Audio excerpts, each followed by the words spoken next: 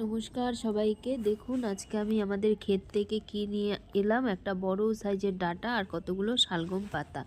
এই শালগম পাতাগুলো না আজকে আমি বাটা করব। তো প্রথমে ভালো করে ধুয়ে দিলাম আমার শাশুড়িকে। শাশুড়ি মা সুন্দর করে কেটে দিচ্ছেন। আর এই পাতা বাটা খেতে অপূর্ব লাগে।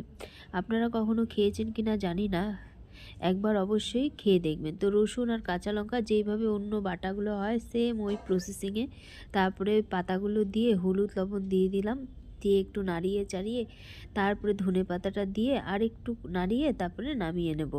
নামিয়ে শিলপাটাতে সুন্দর করে বেটে নেব। দেখুন হয়ে গেছে। এবার শিলপাটার মধ্যে আমি এটাকে বেটে নেব। এই গরম গরম অবস্থাতেই বেটে নেব এটাকে। তো এবার বেটে নিচ্ছি দেখুন। আর এটা দিয়ে কিন্তু আমি এক থালা, আর এটার মধ্যে কিন্তু কালো জিরে দিয়েছিলাম, যেটা হয়তো স্কিপ করে গেছে। তো এই রেডি হয়ে গেল আমার শালগম পাতা বাটা। আপনারা অবশ্যই ট্রাই